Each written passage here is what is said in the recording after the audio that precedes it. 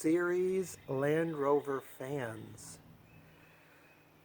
First of all, I would like to thank all of you for watching my videos. I appreciate it, and you know, on a lot of YouTube videos you have this thing that flashes subscribe, subscribe, all of that.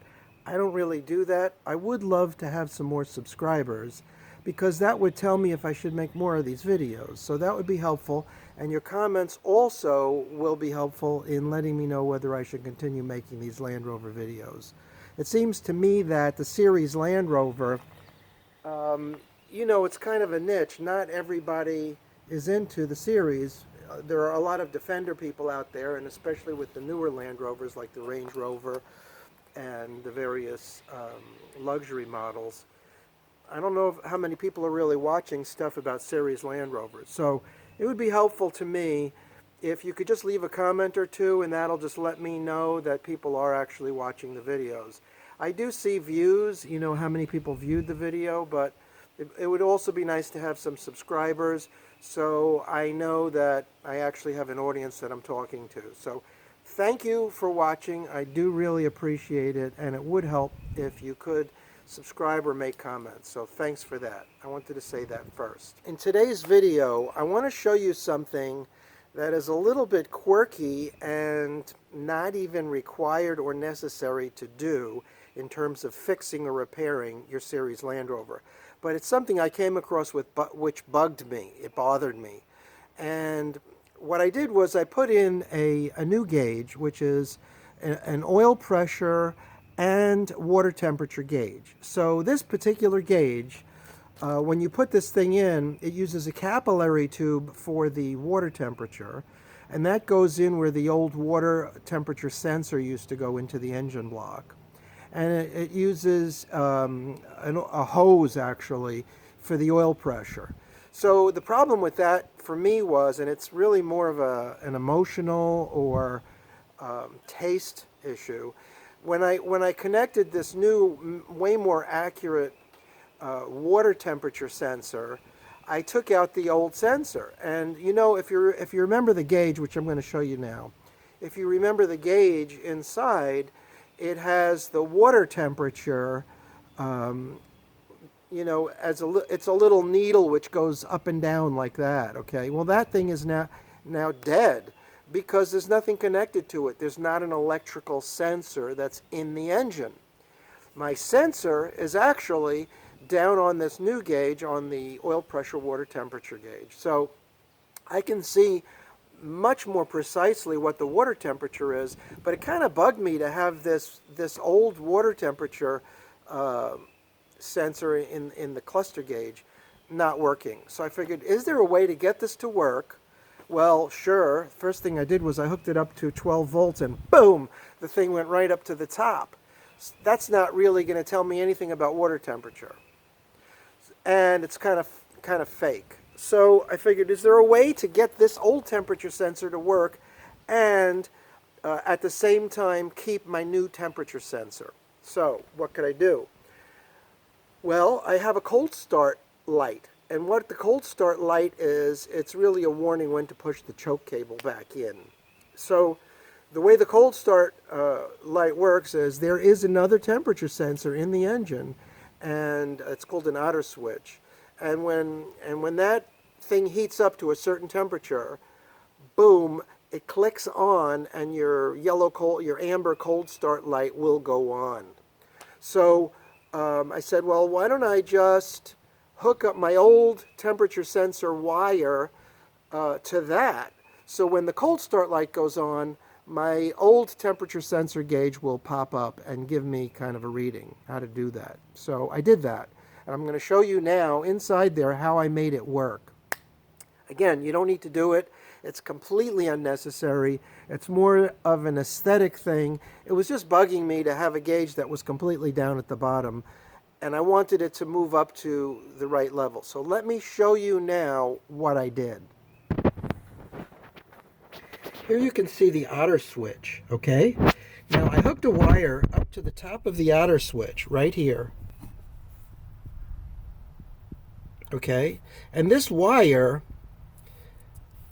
I created a little splitter, okay? This is a special splitter.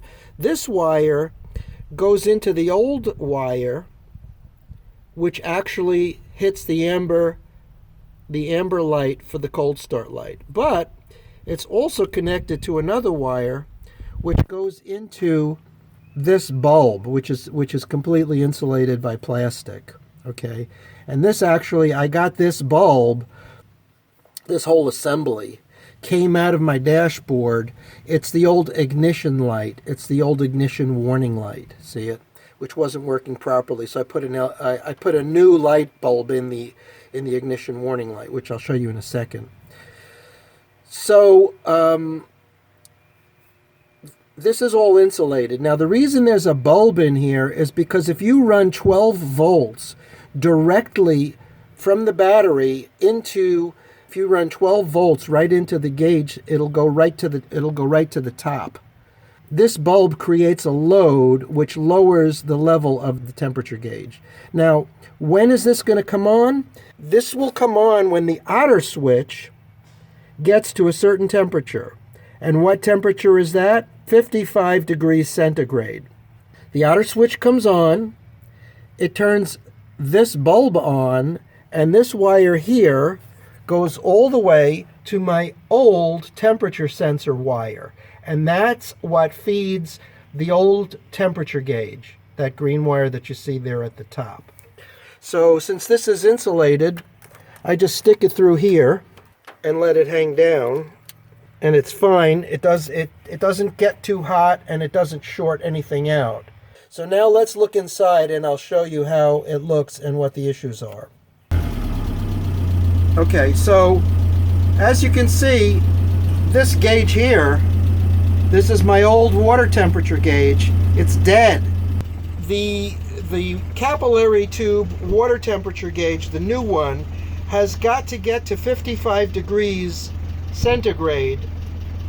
And at that temperature, which is kind of normal, the cold start light will come on, and the old water temperature gauge should rise to an appropriate level, indicating normal. So, do we really need to do all this in a series Land Rover? No. This is just a personal preference. I just found it annoying to have my old water temperature gauge dead and not indicating anything. And I wanted it to indicate at least some degree of water temperature, and that's going to be 55 centigrade. So as I'm driving, if I see that needle up there, I know that I'm 55 degrees centigrade. If it's going to overheat, if the car is overheating, I'm not going to see that. The only way I could see that is looking at the new water temperature gauge, which is working on a capillary tube. So again, this is just personal preference. I wouldn't advise anybody doing this, but if you're stuck with this situation, it's a way to make it look better and make yourself feel better, really. That's all it really is. Temperature is now, what, 45 or something? Getting close to 50, so it's almost there. It's almost there. No cold start light yet. I do notice, that's interesting, that my water temperature is actually going up on this gauge. That tells me that there's some voltage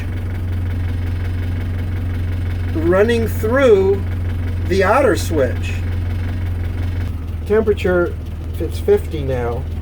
So the engine's warming up. That cold start light should be coming on soon.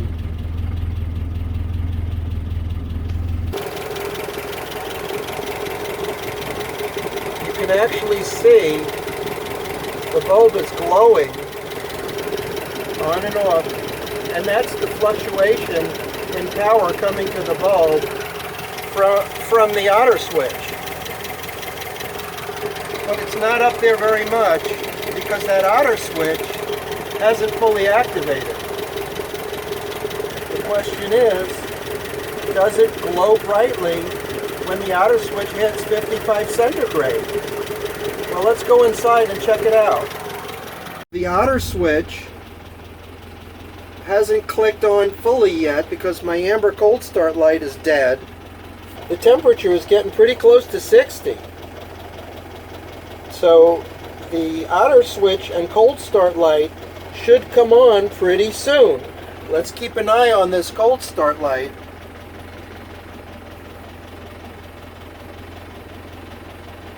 Okay, so here's the cold start light. It should be getting pretty close to the right temperature.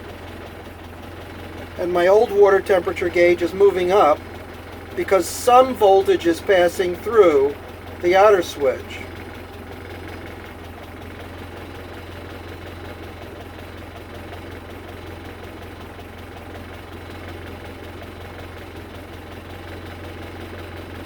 Boom! There it is. Did you see it? It just came on. So we're at 55. Now let's watch the old water temperature gauge. Look at that. So the old water temperature gauge is coming up based on the voltage coming through. Now remember that there's a voltage stabilizer that really is behind this gauge cluster. It stabilizes the voltage not only to this water temperature gauge, but also it stabilizes the voltage to the fuel gauge. So the voltage stabilizer is making these needles stay even, and you can see the water temperature is coming up to the mid-range, moving up a little bit above it, and we already know because the cold start light is on, and we can see, we can confirm it. We're at 55, almost 60 degrees centigrade. Now what I've put in here is a manual switch to the cold start light, and the reason for that is my choke cable, which is right here, does not have a switch on it, so it doesn't matter what I do, it's not going to affect the cold start light. So I actually have a manual switch I put in right here, and there it is, and that turns off the cold start light. See, I'll switch it back. Watch this. So I use that for my cold start light. But now let's look at the temperature gauge. It's right where it is. So when I see this water temperature on the old gauge, I'm thinking, okay, I'm at 55, 60 degrees centigrade, at least. Remember, if it goes above that, I'm not necessarily going to see that. So I have to constantly check this, the new temperature gauge, if I want to know the real temperature or if I'm overheating. And I'm in the normal range now. So let's go look and see the bulb under the hood. See, the bulb is glowing brightly, and it's absorbing a lot of the load. And that's coming right from the outer switch. Got quite a bit of glow to it. And of course it's, you can see it's pulsing, and that's the whole purpose of the voltage stabilizer behind the dash actually evens all that out. But that's telling me at least 55 centigrade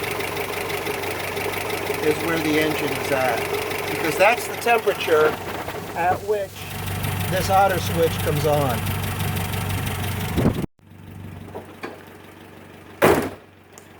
So I hope this has been sort of informative, telling you how I solved a problem that I really didn't need to solve, but at the same time maybe giving you a little bit of insight into how the voltage stabilizer works, and how the outer switch works, and how the cold start light, amber light, works. So I hope it's been helpful. And again, thanks for watching these videos.